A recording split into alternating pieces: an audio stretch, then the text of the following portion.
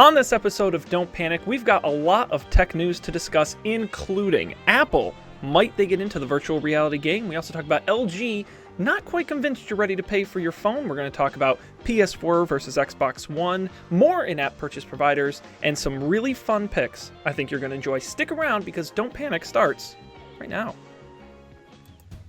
This is Don't Panic, episode number 119, recorded February 1st, 2016.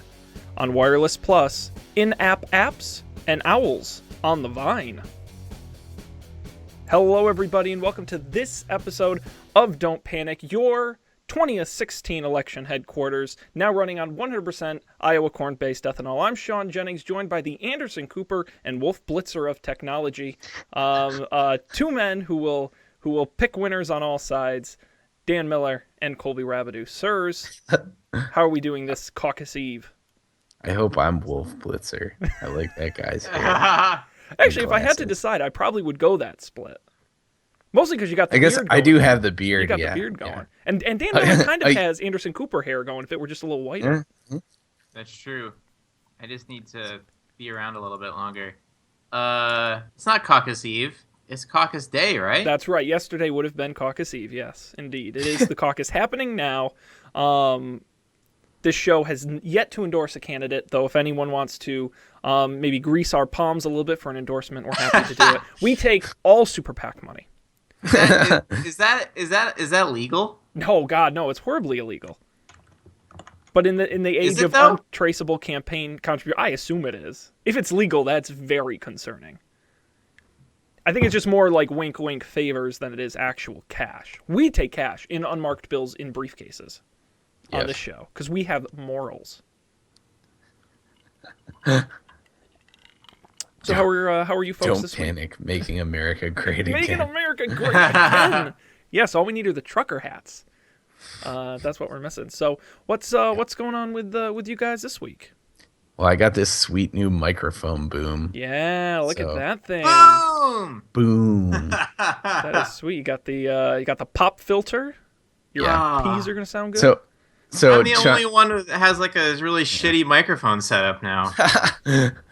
Dan, I was telling Sean before you signed on, it reminds, because I have the blue snowball like round microphone, it reminds me of the like microphone arm that comes out of the door at Jabba's palace. Yes. In Return of the Jedi. That's all. As soon as I put it on, I was like, oh my god. If there's ever a reason to watch the video version, you gotta check out Colby's sweet mic.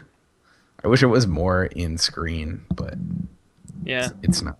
Probably until you get a bigger apartment, we won't get as wide of a view. Yeah, it's all right. But that's exciting. You sound good. Sound crisp. Nice. That's excining. Dan, anything? That's how I like my Colby. Crisp. Crisp. Fresh. Cool and crisp and as refreshing. The fall air. like a Boston Harbor breeze. Colby, get some.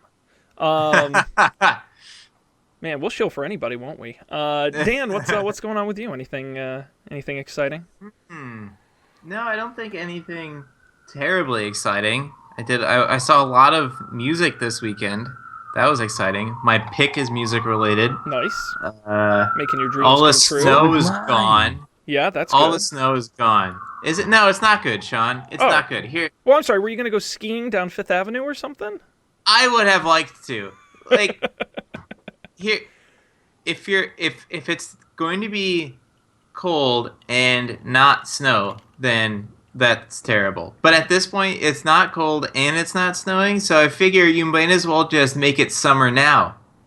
Like, what is it going to be? Early spring for the next 5 months? Well, Dan, you know what tomorrow is? What? Tomorrow's Groundhog's Day, so we're going to see if Puxatawny Phil sees his shadow. And that will determine how much winter is left.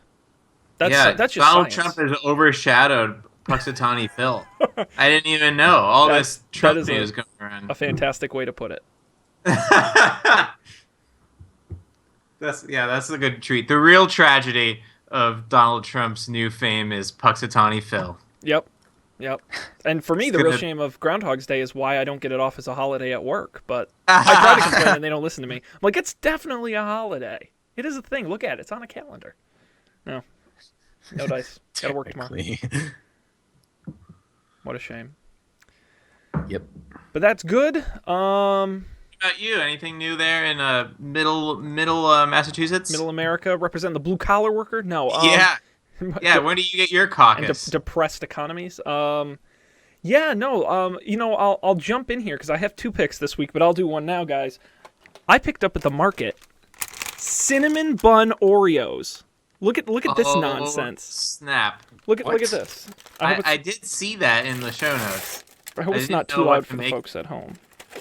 You gotta hold it right up to the microphone because then they get the auditory experience. You get it. Well, when I bite into it, but you can see here. I'll put it up to the camera for the folks at home. It's a white cookie, and it's a cinnamon cookie with icing in the middle, in the little middle part, and how's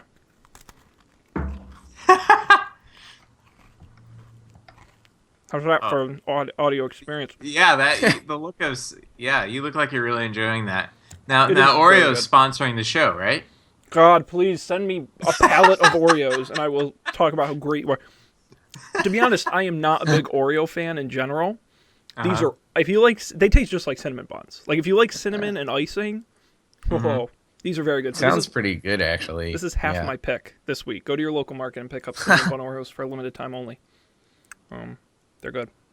Best in milk, as Oreos should be eaten. Don't let the man fool you. Gotta do it in milk. Don't let him fool you. Don't let him fool you. That is now, I think, probably the 3rd time I've eaten dessert on this show. Really? I definitely did the Boston cream pie for our 100th episode. And I think, wasn't there a... I don't remember this. I've done it... I need to start eating more things on the show. Well, I do it a lot before you guys show up. Because I'll snack on something in the evening. So tonight I've just got ginger beer, some nice crisp Krabbies. Ah, Krabbies, yes. I saw it at the liquor store, and I'm like, I gotta buy it. Haven't had it in so long. Yeah. Keep an eye out for Hollows and Fentiman's alcoholic ginger beer. That sounds good. I actually have one in the refrigerator. I'm saving for a special occasion. I had today after work. I had a cocktail for the first time in like 2 weeks because I've been so sick. It felt amazing. I bet. That's messing right there. Drinking is the best. I think that's the moral of this story. And if we can end on our freeform discussion on that note, I think we've done a good service to the people of this great nation. I want to quickly remind everybody that you should check out our website, don'tpanic.io. We have all the links to all the everything there. I'll namely point out a couple things. One, at Don't Panic Show on Twitter, you should follow us. Twitch.tv/Don't Panic Show. We're live right now, if it's Monday night at 10:16 p.m. Otherwise, we're not. But you should definitely go there Monday night starting at 10 because we stream the show and we'll chat with you in the chat room. It's a lot of fun. You should join us there. And, of course, definitely subscribe on iTunes and Stitcher and VRSS and on all the major apps. We're everywhere. So subscribe. That way you get the episodes as soon as they're available. And, of course, on YouTube now, we got a new graphics package. We're looking great in HD. It's a lot of fun to watch. You can see Colby's new, HAL 3000 mic he's got going there. So Oh, yeah. check that out. Why don't we dig into a little bit of news here, gentlemen? And we can start. We've got virtual reality stories. We've got video game stories. We've got software stories. We've got hardware stories. We've got more stories than a library. So where would you guys like to begin? Oh, man. We finally have stories. Can you talk about the gigabit internet?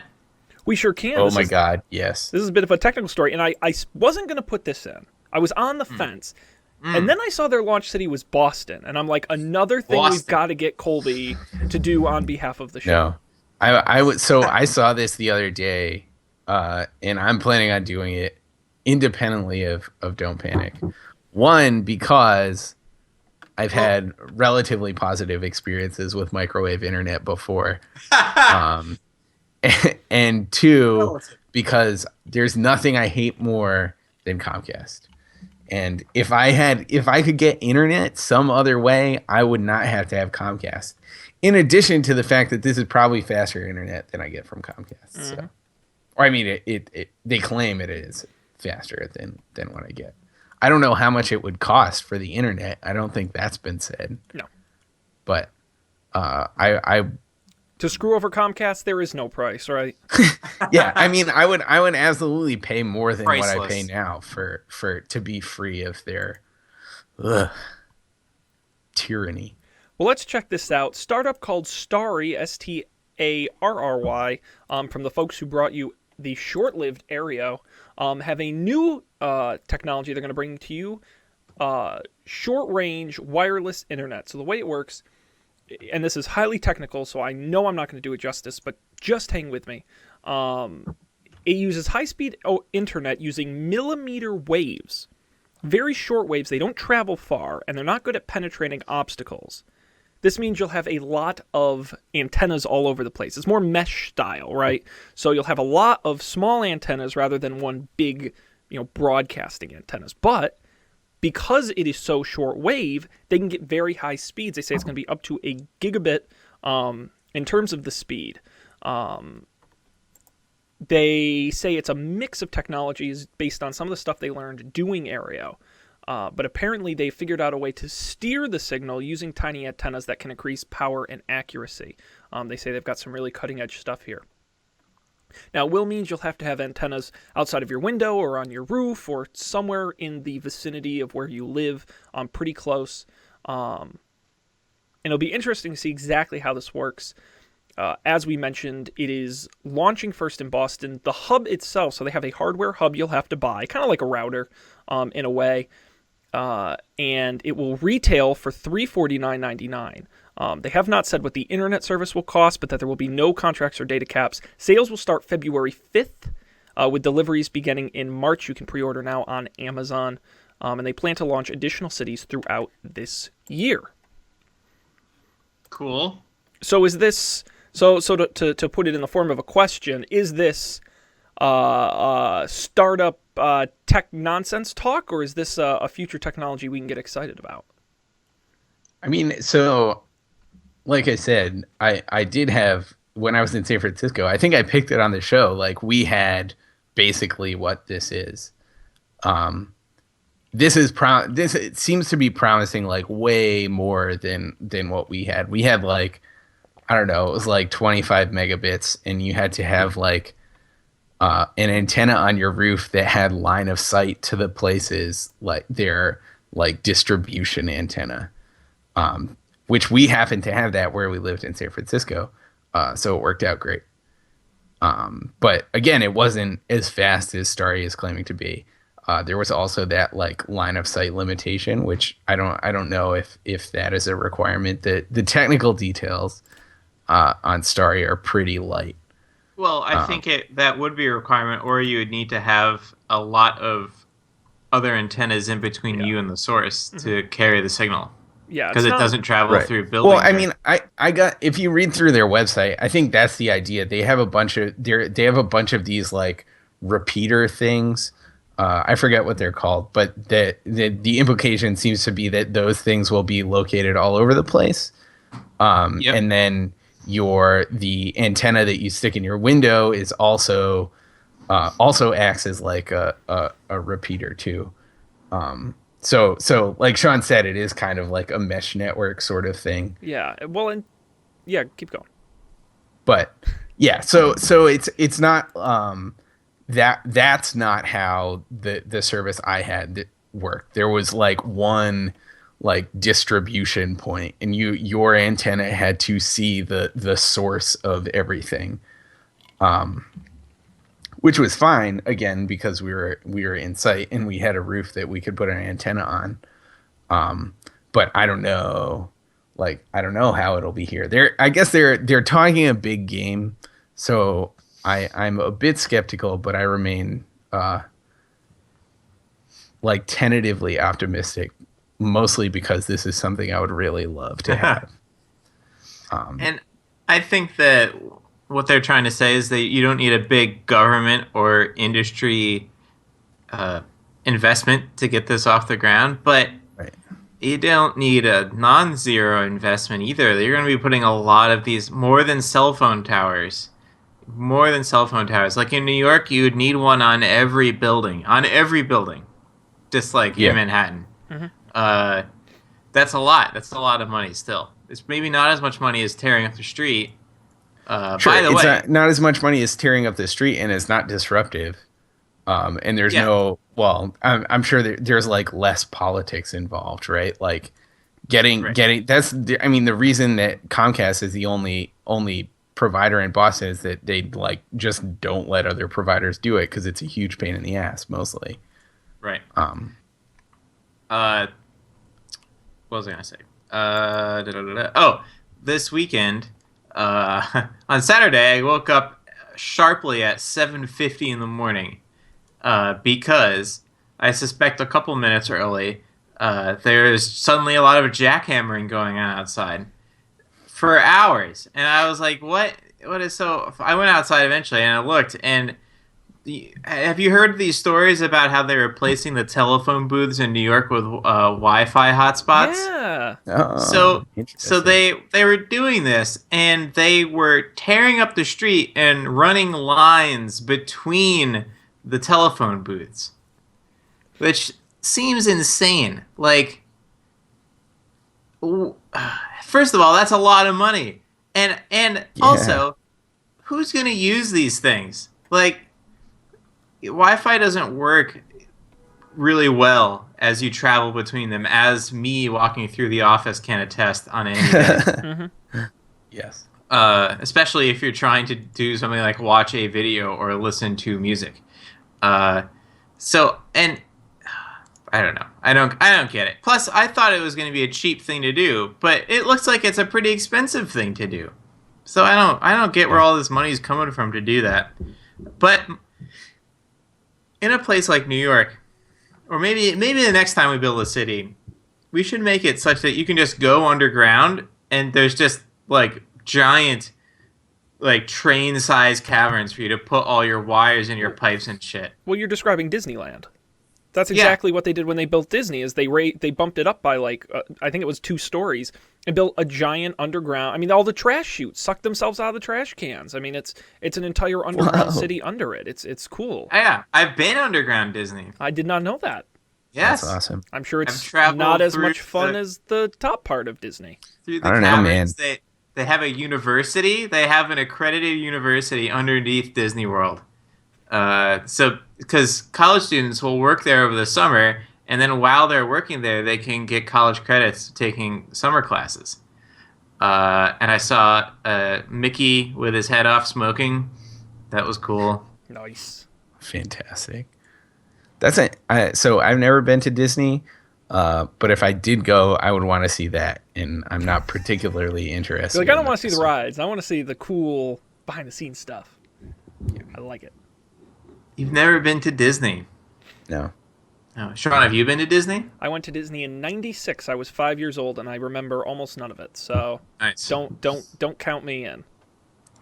Yes. The week I was there, they opened Test Track. That was the big Ah. hot new ride. Right. So it was pretty far back. And I was such oh man, and my family will tell you these days I'm like a big roller coaster guy. Like I'll go on all of them. I was the biggest wimp ever. I wouldn't go on, and of course I was 5, but even like the mild rides, I would not go near. And my family hated it because someone had to sit out with me. Even my younger brother would go on them, and I wouldn't. So, thankfully, I've learned the error of my ways. I was the same way for sure. Anyways, down underneath Disney is a wild ride, but we should have that. So then you don't need to worry about how you're gonna get cables a certain way. Now you need new cables or whatever. Also, I assume that these telephone booths were connected to some sort of network somewhere, and that's how I thought they were gonna do it. Just I guess you still need to tear up the ground, but if you need to tear up the ground to change a wire, that seems like a huge maintenance cost. But I agree. The promise of this is outstanding, and the worst part about ISPs is the fact that they own the wire that comes into your house. Right? You don't have a choice because they own the physical hardware that gives them that monopoly. And the great thing about airwaves is hypothetically, and I say hypothetically very importantly because it's not always the case, but hypothetically, anyone can use the airwaves. So I think the promise is super outstanding. My concern is, and I think you both hit on it, is scale. This, as described, is a startup that requires scale. It requires you and your neighbors and your friends and all the buildings and the people down the street to all have these antennas sticking out everywhere for it to work. And if that were the case, great. But my concern is that, it's a startup. Aereo never got scale, and I just wonder if this company can do it. And that's why I'm curious, Colby, if someone like yourself, as an early adopter, what the speeds are like and what the connection is like, and can they hit the gigabit speed reliably without having 1,000 of these? Yeah. Well, I mean, I don't even know if it'll be in my part of Boston. Right. Like, I suspect they'll probably be doing it in like a denser part of the city than I live in. Unfortunately. Yeah, because you live in the real rural part of Boston.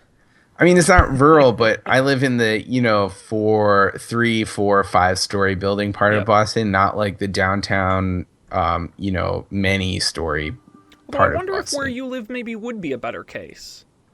Possibly, yeah. I mean, I guess it's trade-offs, right? Like where I live, there's more. I mean, there's probably less volume, right? Like there's less people, so you need less. You probably need fewer access points and fewer of these like repeater things to get an adequate amount of bandwidth there. If that's even, I don't even know if bandwidth is constrained by the number of access. I don't know. But at the same time, there are also less people to like possibly be early adopters of this thing. So perhaps getting I don't know, getting enough like critical mass would be more challenging out here. But I'm interested to see how it goes. Agreed. Good promise. Let's see how the execution rolls out on that. We'll keep an eye on it here on the show as well. All right, let's rock and roll here. What are we thinking next for our next big story? Next big story. The big story. Big story. I don't even remember what in-app purchase providers are. So, yeah. Can you remind me? Yeah, so this is kind of my way of phrasing it, but in the future, right? So let's say you go online. And so this isn't. Okay. Yes. So my phrasing. Okay.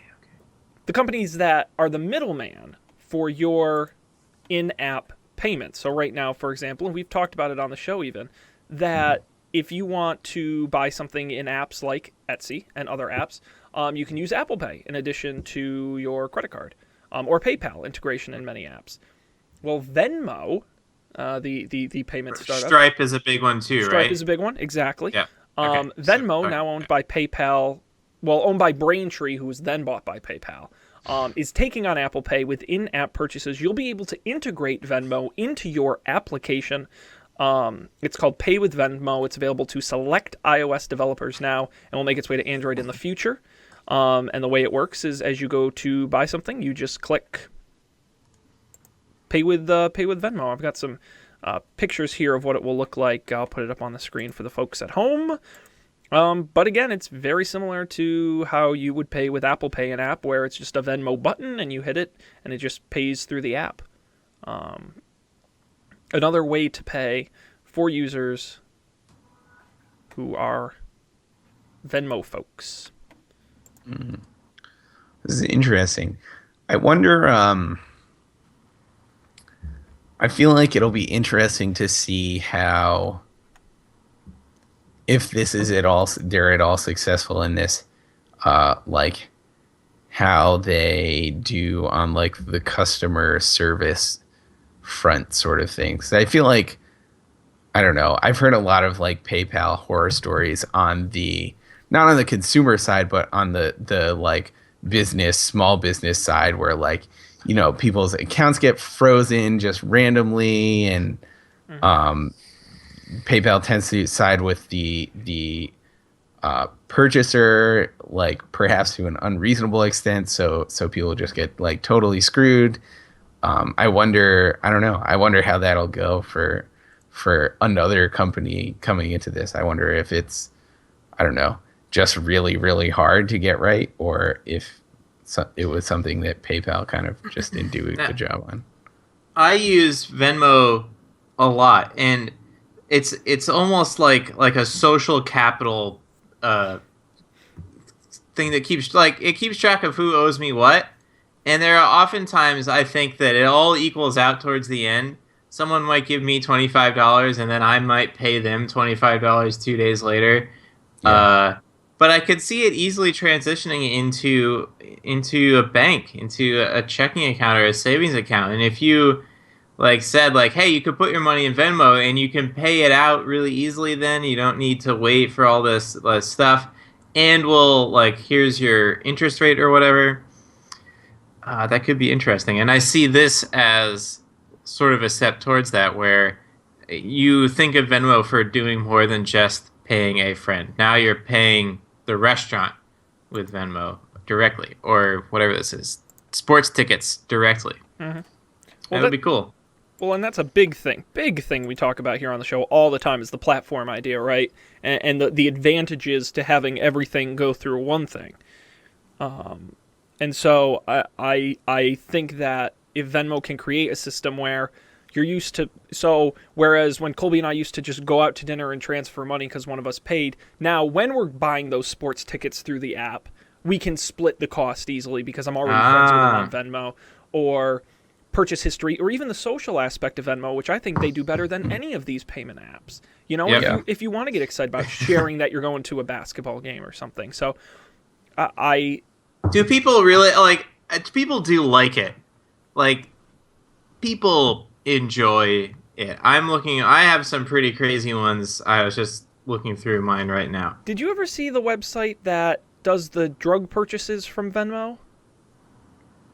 No. I wish I remembered the URL, but a lot of them are public, right? You can make them public. And so someone created an algorithm to look for key phrases or key emoji or slang terms, and then they have a running feed of every time someone they think buys drugs using Venmo.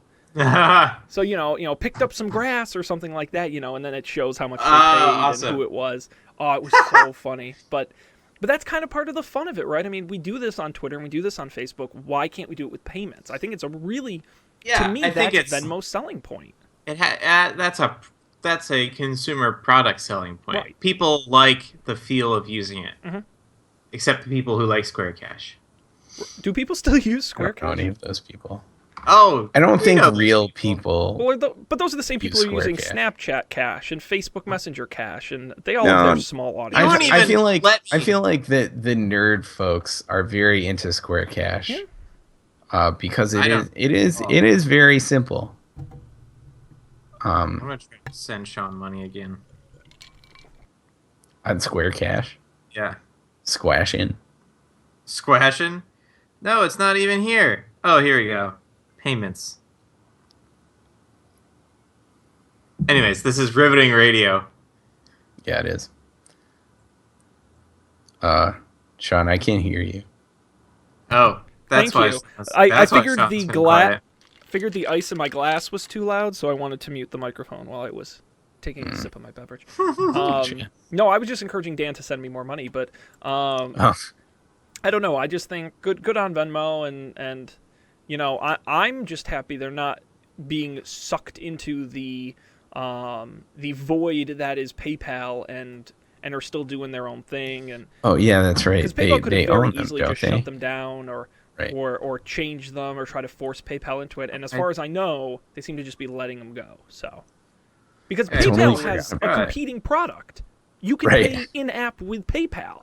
Yeah. It's baffling to me that both of these products still exist. So good on PayPal. I'd rather them keep Venmo than PayPal, at least in terms of mobile. I mean, I think, I don't know, at least in my mind, I can't speak for the rest of the world, but PayPal has some negative brand associations in my mind.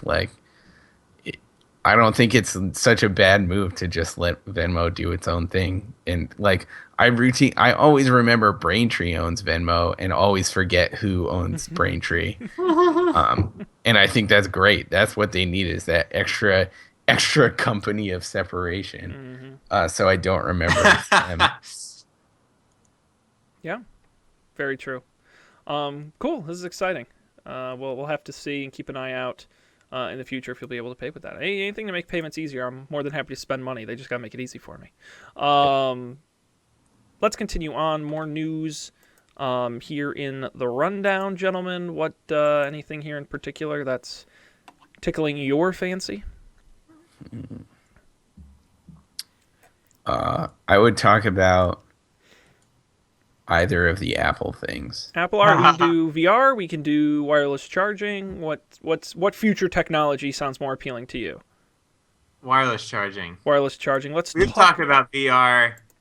It'll happen eventually. Yeah, I mean, really, there's not a lot to that story. It's just that Apple acquired some companies and supposedly has a team. There's no idea of what they're actually doing with it. Apple has a lot of teams. Yeah, exactly. There's probably an Apple toaster in a idea room somewhere. I mean, they test so many stuff. That doesn't surprise me. It doesn't. The cool thing about the Apple toaster is it doesn't even have a toaster slot. No. It's because wireless. You're right. You just put the toast on the counter, and it just beams radiation at it till it heats it. Yeah. Yeah. It reflects it off the ceiling. Yes. Heat from the sun directly onto your toast. Terrible plan. So, rumors report in Bloomberg. Of course, Apple rumors. We love them here, don't we? Bloomberg reporting that Apple is working on wireless charging technology for the iPhone and iPad, and it may see a release as soon as 2017. Now, you may be saying to yourself, well, Sean, this isn't very surprising. Android phones have had this for a while. Even the Apple, even watches have had this for a while. Well, supposedly, they're developing technology with partners that could charge a phone from some distance. Most wireless chargers you see today require contact. They're inductive, but supposedly they would not require contact. So your phone in your pocket could be charging itself while you sit there. But again, it's believed we will not see it this year. We will not see it in the iPhone 7, but instead in a future version in 2017 that the technology isn't quite ready.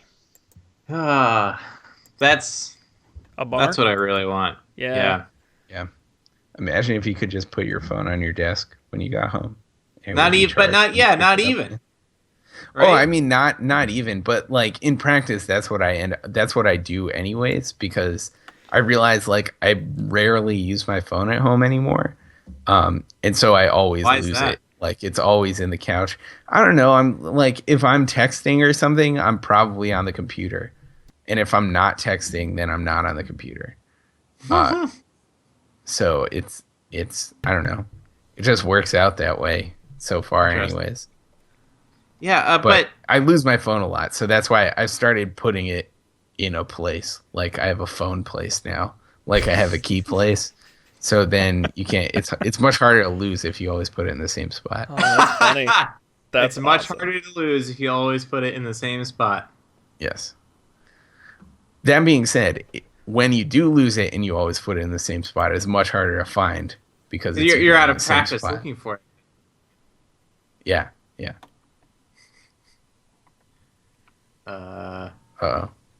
Sean's face is. Sean, I'm here. I was letting you two roll with the conversation, but I will inject myself. Can you hear me?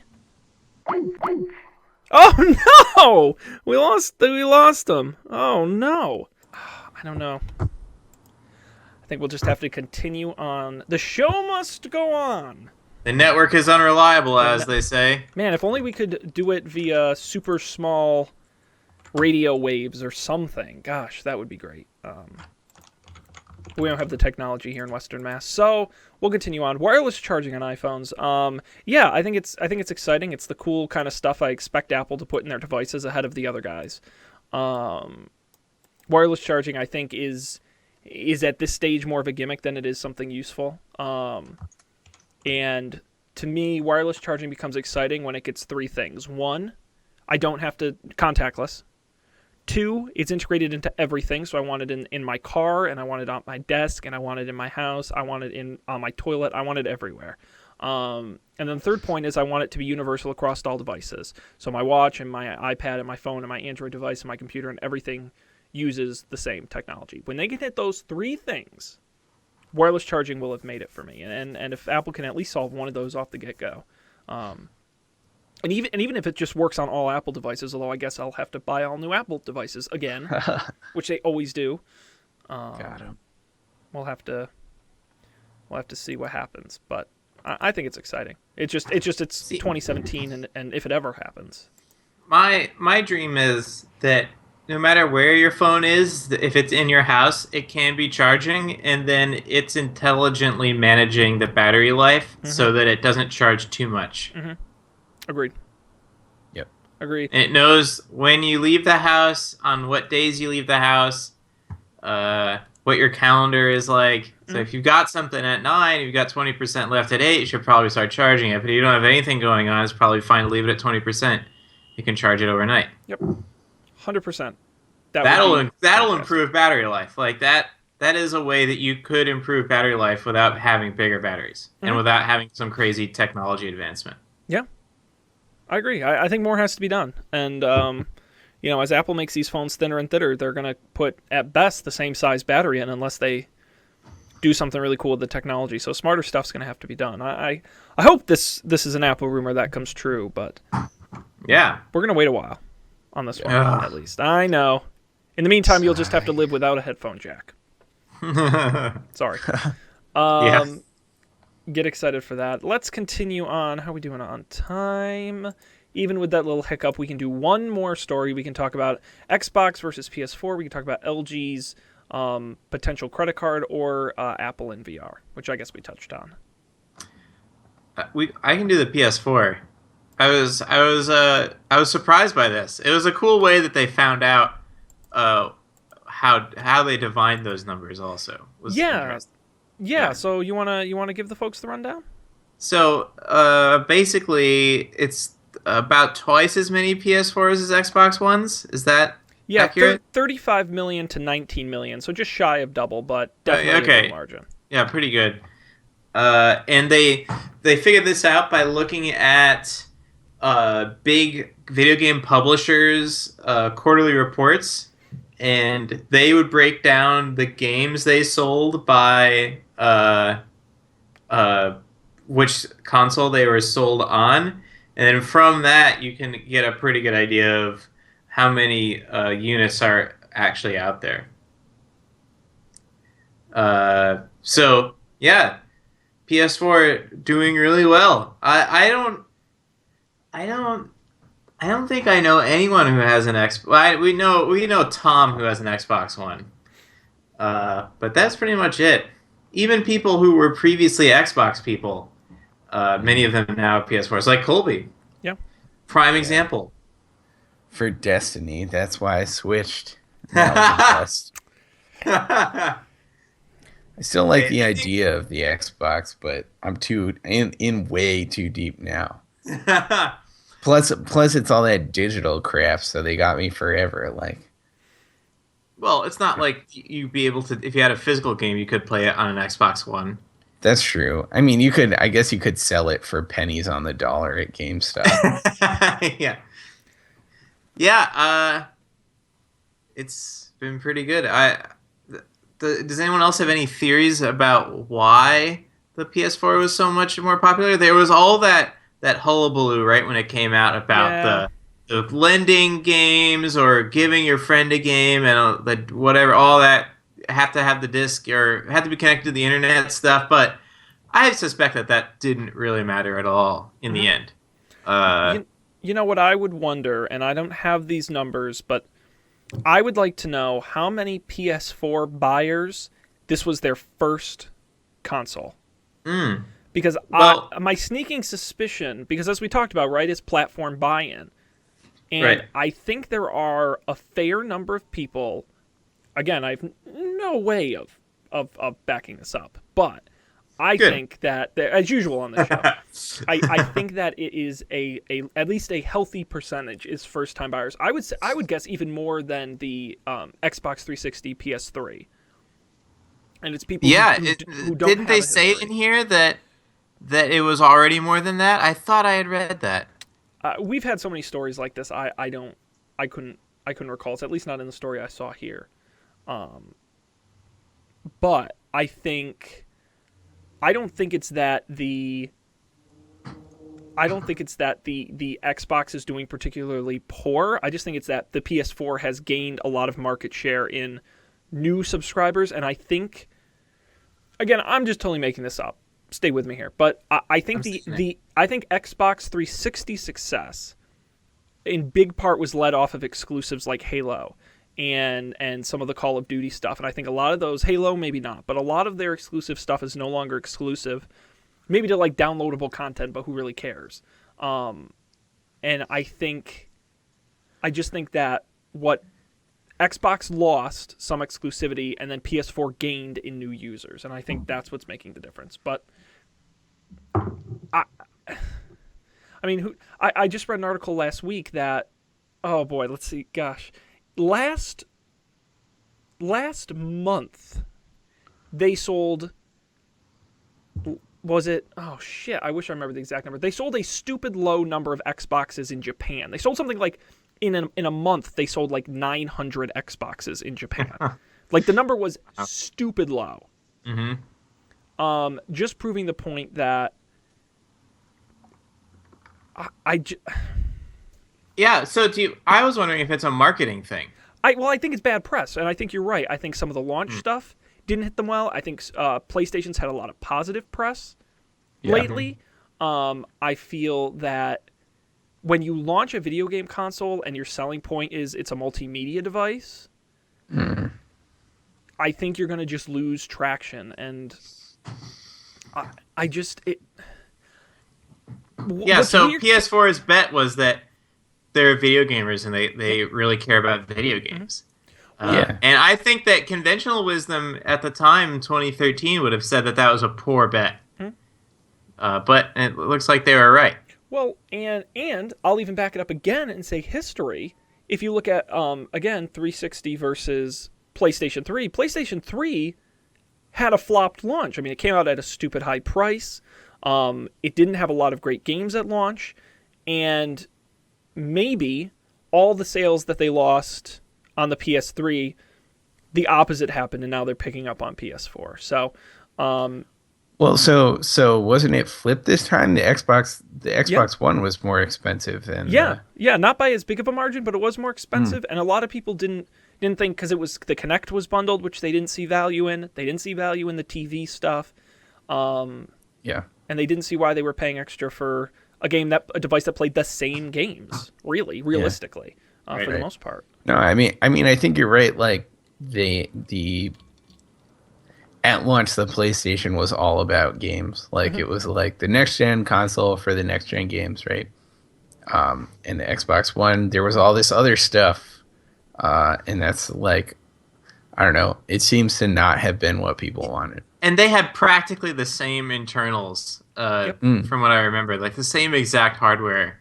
There's no HD DVD versus Blu-ray thing this time. There's no the GameCube, it doesn't really have as good graphics, but it's smaller. It was like pretty much identical, which is a good lesson in that sometimes your actual product may have very little to do with whether it's successful or not. Mm-hmm.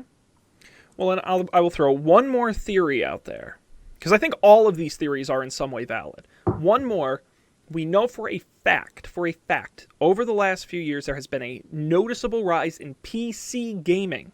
Now, which of the two consoles do you think is losing market share to PC gaming? I would bet it's Xbox.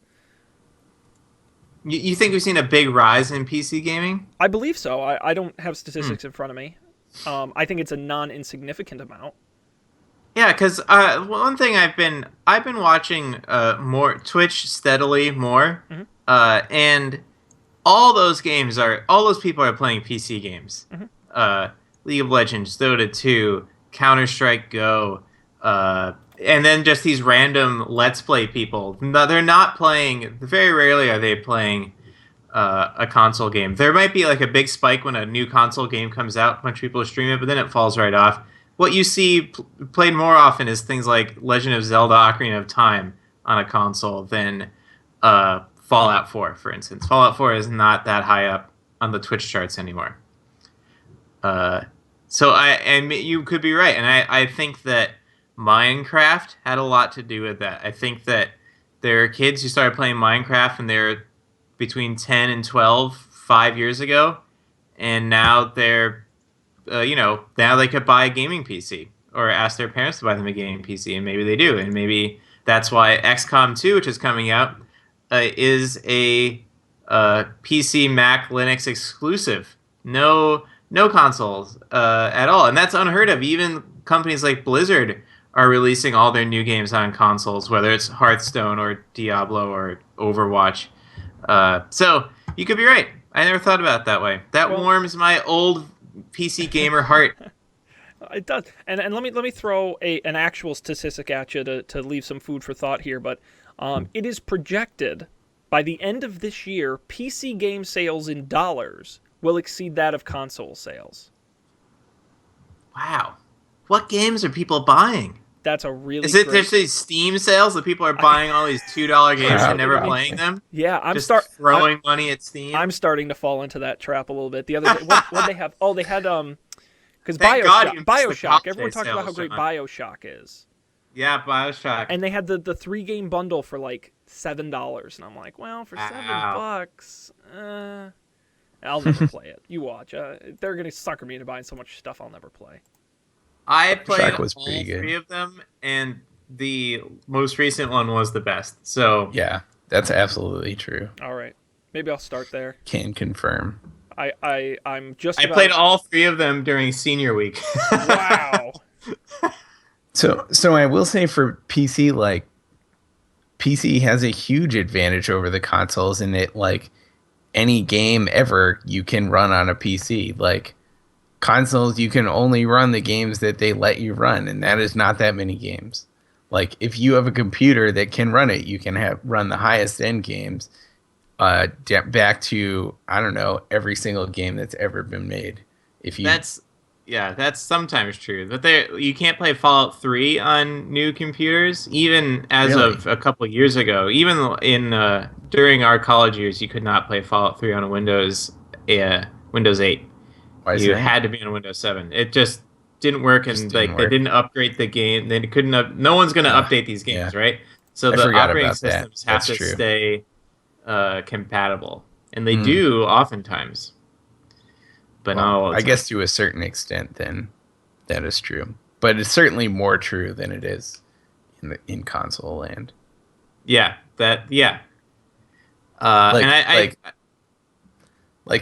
was just gonna say like a game's I don't know if any effort is put into maintaining it or revamping it, like a game's can be sold for a decreasing amount of money, perhaps forever, if Steam sales have taught us anything.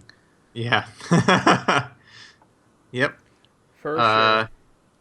And I bet that Twitch has had a lot to do with this. Oh, if you look at the popularity of Twitch. Well, I will cheat and say I'm a perfect example, because if you had asked me a year or two ago, would I be excited to be playing PC games, I would have told you absolutely not. So I think they're bringing in new markets in a way that the Xbox did when it first came out, right? That was getting people into gaming who may not have been into it. I think PCs are doing that now as it becomes easier to do and more accessible. Well, I guess both. Yeah. So we'll keep an eye on that. Maybe just, we used to always joke, we talk about video games, we don't know anything. Maybe soon enough we'll actually be able to have some kind of authority on the subject. Not yet, but we'll get there. I'm feeling optimistic. That would be nice. It would be. But we've got to roll into the next part of our show, which is picks each week. Each of the 3 of us come up with a pick of something that we want to share with the world. Sometimes it's technology, sometimes it's not. And gentlemen, I will go first with what falls clearly into the category of Sean's weird stuff he's interested in. So you remember Vine, the app where 12 and 13-year-olds try desperately to get attention in 6 seconds? Absolutely. All right.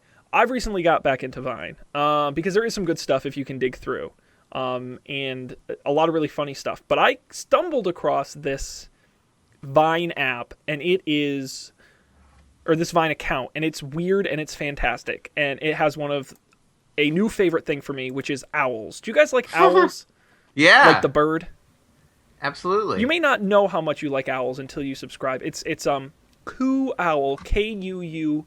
Owl. The account is KUU, and it is a Japanese person who raises owls in like their house, and it is a bunch of Vine videos of owls just making sounds and being awesome. Actually, if you're listening on the video version, you can actually hear their sounds.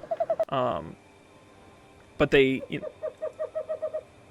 it's super cool because you can hear them and they flap around, and it's like, God, they're so cool.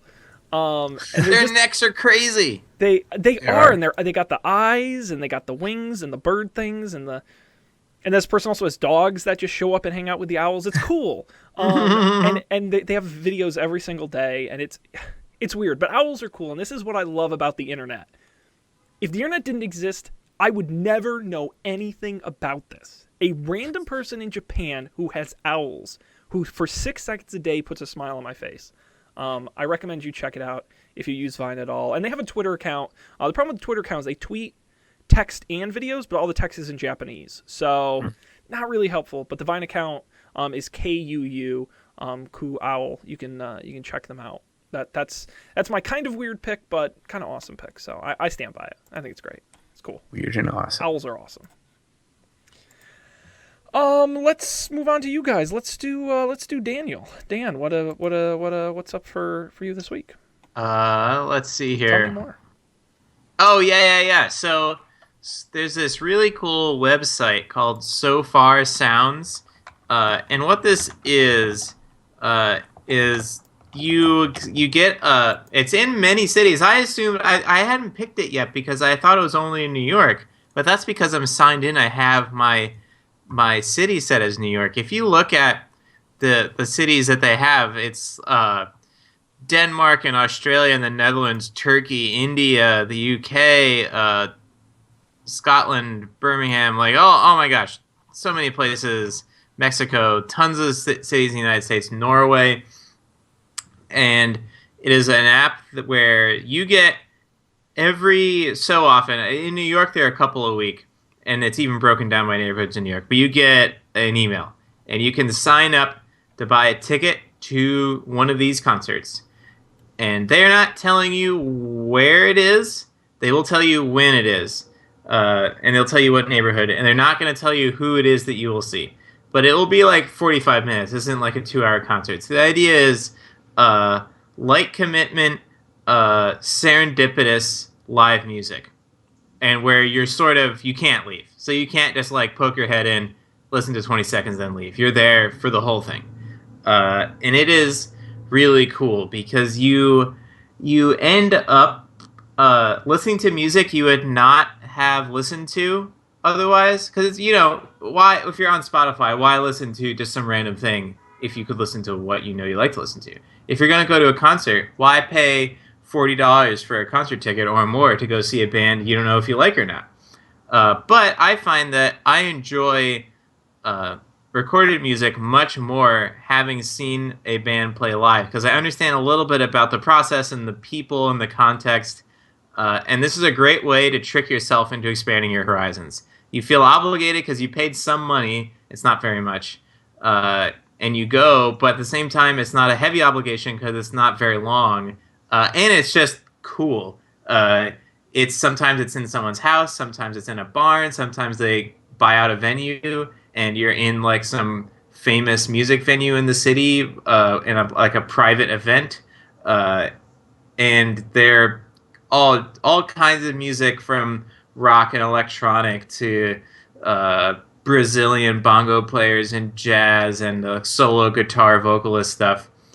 So check out sofarsounds.com if that sounds interesting to you. 209 cities worldwide, so definitely look at it. Don't think for a second that you're not on there. Super cool. That's fantastic. That's what I like about some of the picks on the show is that we don't just pick, the mainstream stuff. We pick stuff before it's cool. So Yeah.